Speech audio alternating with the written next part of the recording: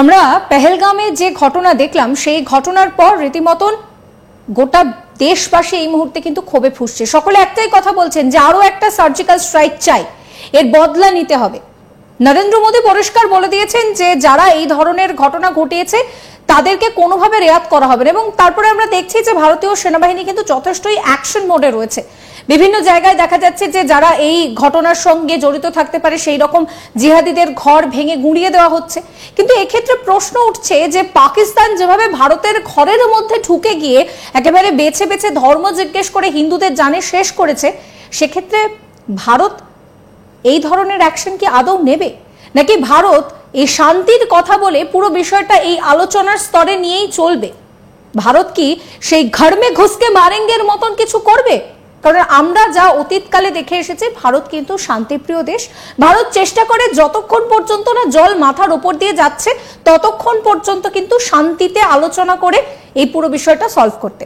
কিন্তু যেভাবে পর্যটকদের উপরে পেহেলগামে অ্যাটাক করা হয়েছে, তারপর ভারতের ভূমিকা কি হবে, এই নিয়ে আজকে কথা বলবো। আজকের এই ভিডিওতে আমার সঙ্গে এই মুহূর্তে রয়েছেন ডিফেন্স বিশ্লেষক আর কে শ্রীবাস্তব।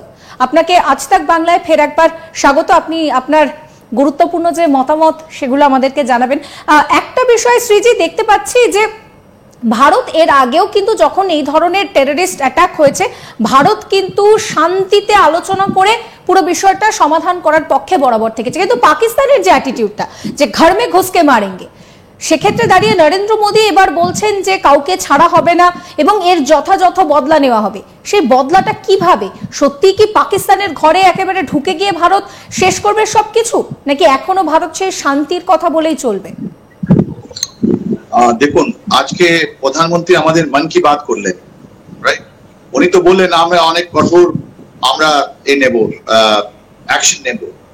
কিন্তু ভারতের মানুষ জানেন কি চায়? দিল মাঙ্গে মোর। 1999-তে যখন কার্গিল হয়েছিল, আমাদের পরমবীর চক্র বিজেতা যে আমাদের ছিলেন ক্যাপ্টেন বিক্রম বাত্রা, উনি বলেছিলেন দিল মাঙ্গে মোর। উনি একটা ব্যাটেল জিতে আসলেন, অন্য ব্যাটেল উনি করতে পারবেন। এই যে 22 তারিখের পর, আজকে এতদিন পর আমাদের পুরো ভারতবাসী এক মুখে একই কথা বলছে, দিল মাঙ্গে মোর। আপনি ওটা বলেন ঘুসকে মারেগা কি স্ট্র্যাটেজিক স্ট্রাইক হবে, কিন্তু এই যে ডিপ্লোম্যাটিক জিনিস বা আমাদের যারা আপনি মহড়া দেখাচ্ছেন, অনেকগুলো অ্যাডভাইজারি ইস্যু হচ্ছে কি আপনি যে আমাদের নিয়ে কোনো কথা বলবেন না, এটা আমাদের মিনিস্ট্রি অফ ডিফেন্স একটা কথা বলেছে, ওসব ঠিক আছে। কিন্তু আমরা চাই যে একটা অ্যাকশন হোক, যেখানে হোক। কেন আমি বলছি, আপনি দেখুন, যখন থেকে আমাদের অযোধ্যা কাণ্ডটা হয়েছে 1992-তে, তবে থেকে আমরা দেখছি পাকিস্তান আমাদের মাইনরিটি নিয়ে একটা খেলা করতে চায়, ও আমাদের একটা মাইনরিটি নিয়ে একটা ওয়েস্ট করতে চায়। আপনি দেখুন 1999 যেটা আমি বললাম দিল মাঙ্গে মোর, ক্যাপ্টেন বিক্রম বাত্রা কথাটা আপনাকে বললাম, রাইট? আমরা তো চাইছিলাম এটা ফুল ফ্লেজ ওয়ার হোক, রাইট? কিন্তু আমরা ওখানে যাই। তারপর কি হলো দেখুন, 1991-এর পর আমাদের, আপনি ভুলে যাবেন না, 2001 সালে আমাদের পার্লামেন্টে অ্যাটাক হলো, এটা আপনি ভুলবেন না। তারপরে মুম্বাই অ্যাটাক হলো 2008 সালে, তারপরে পাঠানকোট এয়ারবেস অ্যাটাক হলো 2016, পুলওয়ামা হলো 2019, আর এখন হচ্ছে পেহেলগাম 2025-এ, এপ্রিল 2025। আর এর মধ্যে আপনি একটা প্যাটার্নটা দেখুন কি হচ্ছে। প্রত্যেকবারটি কি হচ্ছে জানেন? মিডিয়া এত সুন্দরভাবে হোয়াইট কভার দিচ্ছে, আজকে আপনারাও দিচ্ছেন, আপনারাও চিন্তিত আছেন, আপনার মানুষ যেটা ভাবছে, ওদের যে আবেগ আছে, আপনি আপনাদের পর্দায় তুলে ধরছেন। That is point 1। পয়েন্ট 2, যতগুলো মানুষ আছে বারবার ওরা চিৎকার করে বলছে আমরা রেডি আছি, আমরা প্রস্তুত আছি, চলো আমরা ওয়ান্স ফর অল এটা আমরা করে দিই। কি হয়েছে এখন পর্যন্ত? তৃতীয়, ক্যান্ডেল লাইট বের করা হয়। যারা ওখানে শহীদ হয়েছেন, যারা বলিদান দিয়েছেন, যারা বলিদান দিয়েছি, ওর মধ্যে আমাদের সিকিউরিটি ফোর্সেস আছে, ওর মধ্যে আমাদের সিভিলিয়ান আছেন, যারা দিয়েছে, একটা ক্যান্ডেল লাইট হয়ে যায়। আর তারপর একটা জানেন, প্রত্যেকটা রাষ্ট্র, বিদেশের প্রত্যেকটা রাষ্ট্র এটা বলেন, ও আমি আপনার সঙ্গে আছি, আর একটা ইউএনএ গিয়ে আমরা কিছু কথা বলি। তারপর কি হয়? তারপর আবার এই মামলাগুলো শান্ত হয়ে যায়, আর আমরা আবার একটা অপেক্ষা করি কি 2 সাল 5, 4 সাল 5 বছর পর আমরা আবার একটা দেখবো কি জিনিসটা হচ্ছে, রাইট? এবারও কি ওরকমই হয়ে যাবে? যে এখানে তো আপনি দেখলেন ডিপ্লোম্যাটদের ডাকা হলো, আমরা কতগুলো ইনিশিয়েটিভ নিলাম, ওটা কি না?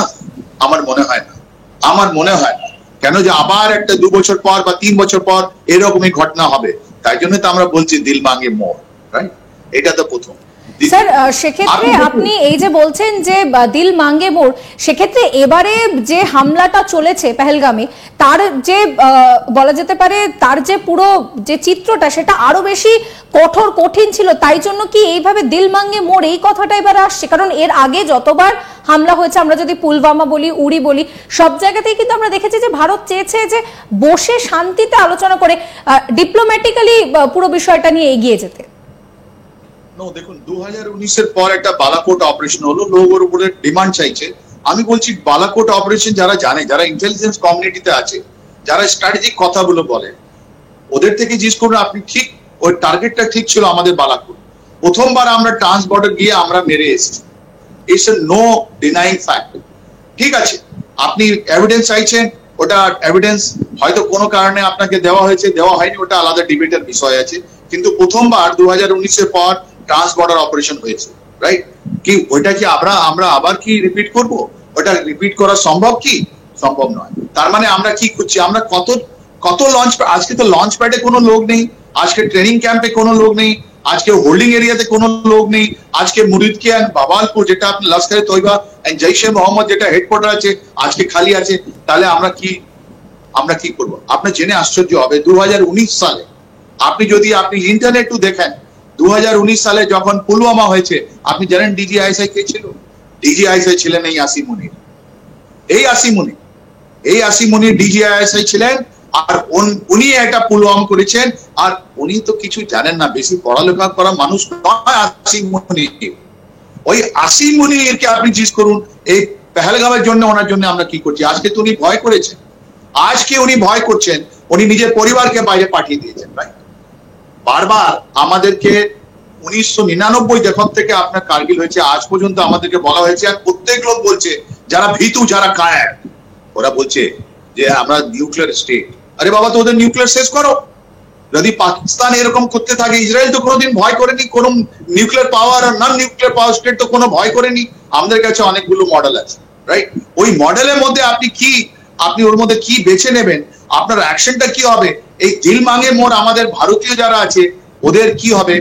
এই ক্রেডিবল ডিটারেন্স যেটা আমরা বলছি, আমরা এত হাজার হাজার কোটি টাকা নিয়ে আমরা এটা কিনলাম, আমরা হাওয়াই জাহাজ কিনলাম, সামরিক বিমান কিনলাম, আমরা মিসাইল কিনলাম, আমরা সাবমারিন কিনছি, আমরা কিসের জন্য আছে? এটা কিসের জন্য আছে? আপনি MQ-9 কিনছেন, আপনি ট্যাঙ্ক কিনছেন, আপনি এখন ড্রোনের কথা বলছেন, আপনি ইলেকট্রনিক ওয়ারফেয়ার করছেন, আপনি সাইকোলজিক্যাল ওয়ারফেয়ার করছেন। এটা কিসের জন্য? কে আবার 2 বছর পর পাকিস্তান আবার একটা স্ট্রাইক করবে? এর জন্য আমরা করেছি। আগে আপনি দেখুন যে পাকিস্তানে যে মাস্টার গুলো বসে আছে, আমি তো একটা নাম বললাম, আপনি যদি পুলওয়ামা আপনি দেখেন